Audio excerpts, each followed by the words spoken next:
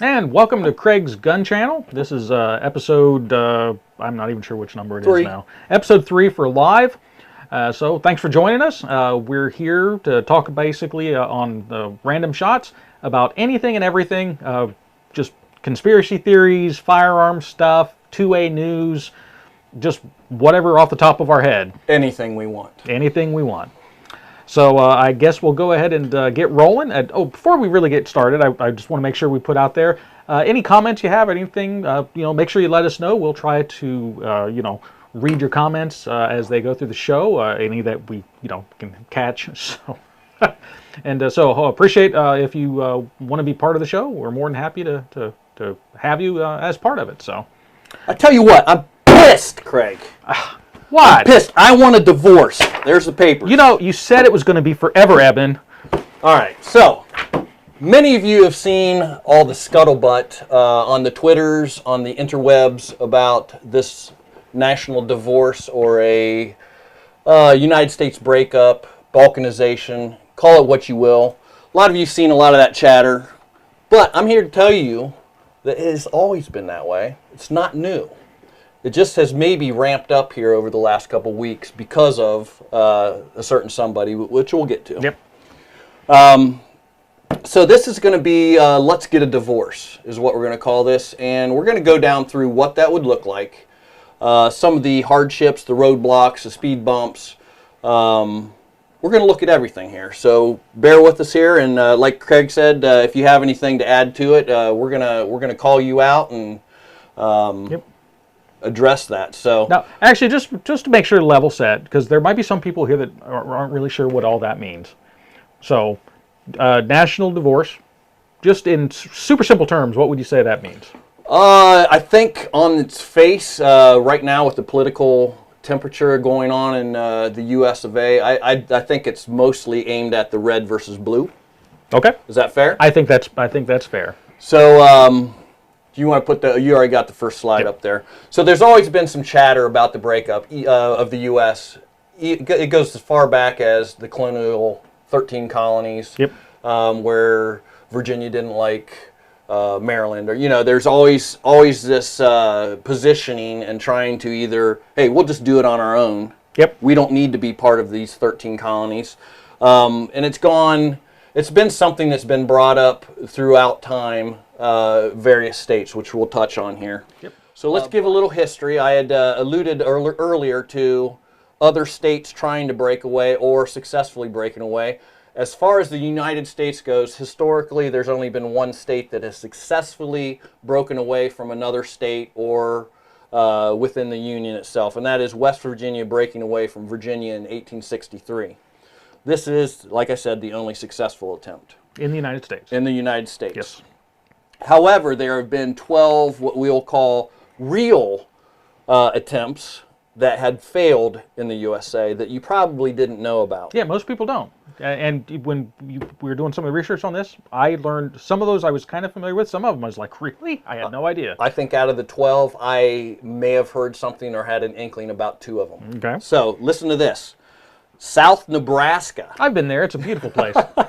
Any viewers out in South Nebraska? Organization of Nebraska Territory was shaped by one political operative, Thomas B. Cunning, who had powerful friends in the growing town of Council Bluffs, Iowa. So all that, I'm not going to go down through everything here, but it sparked almost a little civil war inside its own little state territory at that time. Congress, the United States came in, kind of quelled that thing. That was in 1867 that South Nebraska tried to break away. Yeah, well, one thing I need to make sure we point out here, just so everyone's kind of aware, because we'll probably get to some of this or allude to it a little bit, but let's see, where's it? Outraged Southern Nebraskans appealed to Congress, but Congress was wary of further complicating the guerrilla fighting. So they were actually in open conflict. What do you think that looked like in 1867 guerrilla warfare? Well, it's the Civil War type stuff. But I mean, this would have been guerrilla warfare. You're thinking small groups of people. Yeah, stand up 50 feet apart from each other. Yeah, well, pick each other off. With these tactics, this probably was literally only a couple small groups of people probably had a kerfuffle here and there. Hatfield McCoys. Yep. So I'm going to say another one, and I'll let you expound on it. The next one that's brought up is in the 1830s. Northern Maine tried to break away from Maine. Yep. Well, there again, clashes between America and Canadian militias in the 1830s almost sparked a war. Small crisis spurred both governments to sign the Webster-Ashburton Treaty in 1842. This whole area, northern Maine, a lot of the northern territories between the U.S. and Canada have always, there's been a lot of disputes and stuff with that. Let's see, but after that whole little kerfuffle, many of the residents never felt a strong sense of attachment to the rest of the state. And all the way up into 1998, the region's U.S. Representative Henry Joy sponsored a bill to study splitting Maine in two. So some of these feelings have never went away. So it's still something that's brought up that just does not have popular support up there. Correct. But there is a contingent of the northern Mainers that would love to be part of Canada. Yep, there's still some of them out there. That's funny. Bet you didn't know that. How about South Alaska, Craig? 1880s, there were less than 500 white Americans in Alaska Territory. That itself is amazing when you think about it. Only 500 in the entire state. 1880s. That all ended during the Klondike Gold Rush, and the number ballooned to over 30,000. So that's a huge difference. So that, it looks like in 1923, President Warren G. Harding visited Alaska and declared that southern Alaska might soon become a state, kind of dangling a carrot out there. The idea was resurrected in the 1950s, but again, this is a state in a separation that never gained enough steam to actually come to fruition. So, and this one is, you know, when you stop and think about it, there again, you've got these people that live in northern Alaska, which northern Alaska and is a totally different living experience, I would say, than southern Alaska. Southern Alaska is very for the, you know, well, it's got the as a percentage speaking, it is heavily populated for the state. Northern Alaska is super rural. I mean, and the people that live up there, just by nature of the fact that they can live up there, they're fiercely independent. So it kind of makes sense. Yep, it does. How about this one, South Florida? I've heard this is the one that I've heard a couple of little blurps about over my years historically wise. Southern Florida in 2008, is that right? That's what okay. So I didn't think it was that recent, but in 2008, some county commissioners in a Florida, it doesn't even tell you, North Lauderdale, they wanted to secede from Florida and create South Florida. So that's funny. I guess this isn't the one I was thinking about, but yeah, this one was more, I think, and it even has in here, the resolution was meant more to express frustration. So it wasn't necessarily a real movement. It's just there was some stuff going on, and they thought, well, it was an attention getter. Right? It was attention. They wanted the governor or in city, or the state Congress and all that to pay attention. East Maryland is number 5. That looks like it doesn't have dates on it. Looks like during the Civil War, East Maryland, the eastern shore of Maryland, is physically separated from the rest of the state and its society. So you guys have seen the map where Maryland kind of curls around. Is that the Potomac? I can't tell. There's a big water area there that Maryland kind of wraps around, but East wanted to separate from West. It got squashed. Looks like it flared up again. So there's, again, you have some people, families have been living in the same spot for ages, and it flared up again in the 1990s. Could have been another attention-getting. Well, it could have been, but there seems to be a theme with this, though. And if I don't know if everyone recalls, the latter 90s, there was a lot of political division going on again. Yep. So South Jersey's the next one. I can't come up with a reason why anybody in any Jersey just wouldn't want to break off and be part of Jersey. So that one doesn't let them go. That one is that one's in the 1980s. Also, they had some a kerfuffle, as you called it. North Colorado, number 7. Colorado has a long tradition of rugged independence. Conflicts with a lot of the left-leaning residents. So which are the new residents? Which are the new residents? Yes. So we've got the families that have been there for centuries. Yep. And the new people coming in that are messing things up. So 2013 is the last time that the secession movement had any kind of steam, and again, it fizzled. Yep. So number 8, what's number 8, Craig? Superior, Michigan's Upper Peninsula. There again, it's similar to one of the previous ones we had. You actually have a physical separation, so you could make a strong case that, well, maybe that should be a separate entity. But in the UP, they had complaints about the rest of Michigan pretty much since Michigan snagged its consolidated prize in 1836 for losing Toledo to Ohio.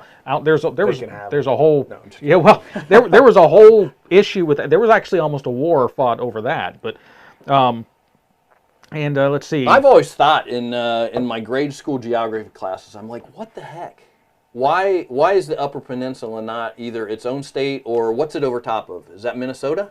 Well, it's kind of over Michigan, but it really, for all intents and purposes, it makes you wonder, why isn't it just part of Canada? There you go. That also. But anyway, the UP, they, we're all the way into, let's see, 1957 here.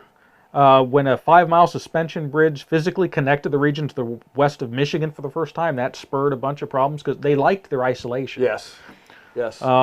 And there again, so the half-serious campaign briefly picked up steam in the early 80s, and a secession bill was submitted to the Michigan legislature, and a petition for a statehood referendum gathered 20,000 signatures, which isn't really that much. Isn't very much, right? But so there again, it just kind of came and went, the whole idea. Number 9, West Kansas. We'll flip through this one quickly.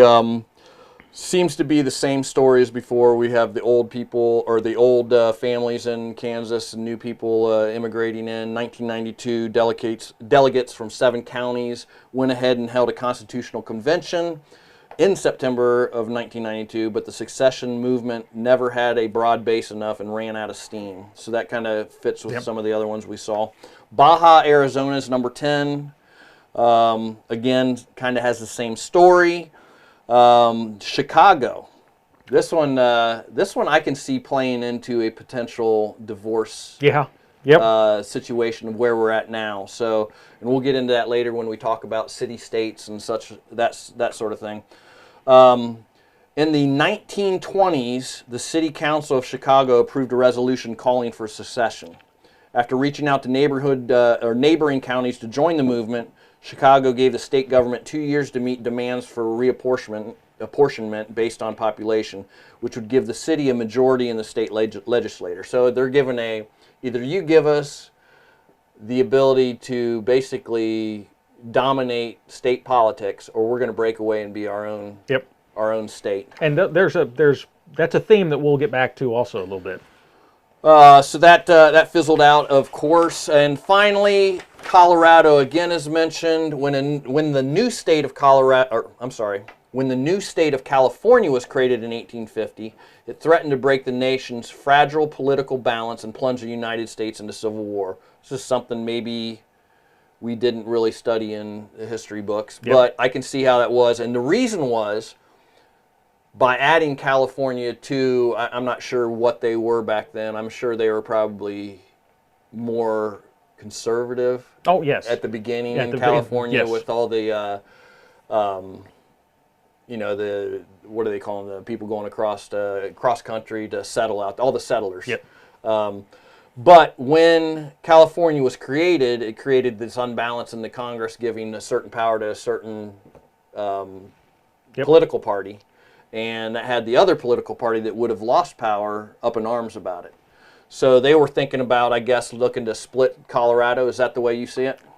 Well, yes. And there again, a lot of it, well, this one goes on to say the state government actually approved a succession law in 1859, but Congress refused to act, and the coming Civil War stopped the talk of splitting. This says California here, but so there's both of these states. There's Colorado and California. There's been this divide. Then there again, it's over political philosophies, and so I guess what we're trying to say is none of this is new. None of this is new. That's the theme on this first part. None of this is new. I hope you've enjoyed this clip from the Craig's Gun Channel Random Shots program.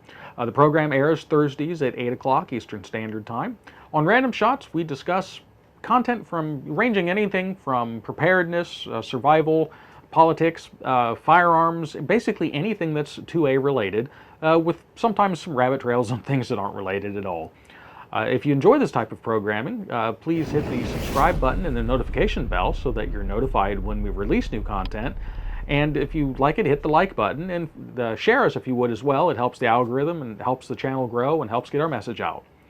So I guess until next time, stay safe.